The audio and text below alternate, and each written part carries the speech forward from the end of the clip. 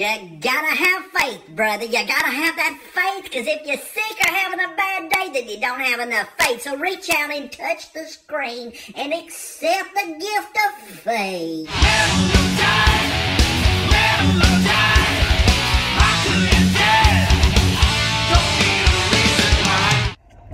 So I'm driving all the way to work today, get all the way over here, going to sit down and have breakfast, go up to the counter, order my food, and I don't have my wallet. My money is back at home, 40 minutes away. I get to drive back home now and then turn around and drive right back to work. But you see, I've got to have my money, because if I don't, then I can't have dinner later. And a physique like this takes maintenance. I got to have dinner. So here I go. So I didn't have time to go get any breakfast at all. And now I'm walking in late for work. Great. It has been storming all day. I just stepped in a puddle and now my feet are wet. They burnt my crab and cream cheese rangoons. Do you ever have one of those days that's just a really bad day? Anything that can go wrong has gone wrong. Happened to me today. This is a true story. I wish I was just one of those people that contentment and peace and faith just came easily. You know, my gift, my spiritual gift is mercy, and I've got a lot of things going on, and I tend to take other people's issues and problems and carry them around on my own shoulders, and I want to fix things that I can't fix, and I've really been battling that a lot here lately. It's been that kind of a week. Lots of issues in my family, lots of issues with a lot of my friends. So many people are hurting. And then today, all that stuff happened. It was just a day. And then I catch myself thinking at work, you know, I wish that I had the faith that Pastor Bob has. Now, Pastor Bob Beeman, let me just give you an example of what I'm talking about. Pastor Bob Beeman the other day told me, he says, now, since you're setting up your sanctuary metal shop, which is what all of this is, since you're setting that up, you need to get a post office box. He said, go to the post office there where you live, and you want post office box 777. And I asked him, I said, really? He said, yeah. He said, it's easy to remember. I said, yeah, but, you know, I don't even know that this little town that I live in has 777 post office boxes, much less, you know, that it would be available. He said, no, just go get it. He said, you know, it's what I've always used everywhere I go. It's easy to remember, and it's kind of cool, you know, because perfect number kind of thing. So I said, okay, I'll go in there and I'll ask them. I walk into the post office. I walk up to the counter and ask the lady who's standing at the counter, could I have post office box 777? I did spy it on the way in, you know, over there on the wall. She says, well, no, that one's been taken. It's been taken ever since we opened this location. And suddenly the lady next to her stopped her and said, no, wait, I think it's available. They came in, turned in their key. It's back there in the box.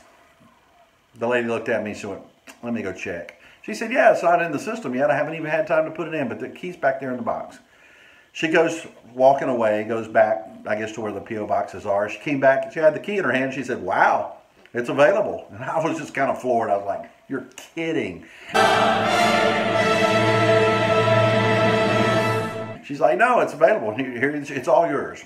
I walk outside the post office and I get on the phone. I call Pastor Bob. I said, Pastor Bob, you will not believe what just happened. Not only did they have post office box 777, but I walked in there. It had been taken up until like yesterday. Someone just turned the key in, and I guess it was God's will for us to have that box, you know, and it was available, and they gave me, and I've got the post office box. The whole time he's going, yeah, I said, isn't that great? Isn't that awesome? And he's like, well, yeah, you know, this guy had no doubt whatsoever. Now, I had lots of doubt. He had none.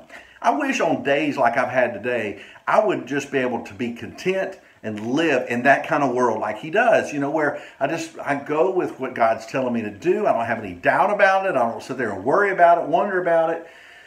I don't get so keyed up and frustrated and angry so easy, because, you know, I'm telling you, I was thinking bad words. But, you know, that's how Pastor Bob is. God went another step further even than that. The same week that all this is going on, I'm getting everything set up in here, I went online. I went to, I've got a work table back here. And I went online and I was trying to find a stool just to sit on so that I could work, because I just spent a lot of hours here. And, you know, I just wanted a simple, cheap stool. There were none, even on Amazon.com. So I just said, okay, forget it. And I shut the computer, went to bed. The next day at work, this guy comes up, one of my good friends, pushing a buggy. He's got 2 stools in the buggy. And he says, hey, they're throwing these things away. And I said, you're kidding. He said, no, they were in the way. You know, they've been there a while. They're not brand new.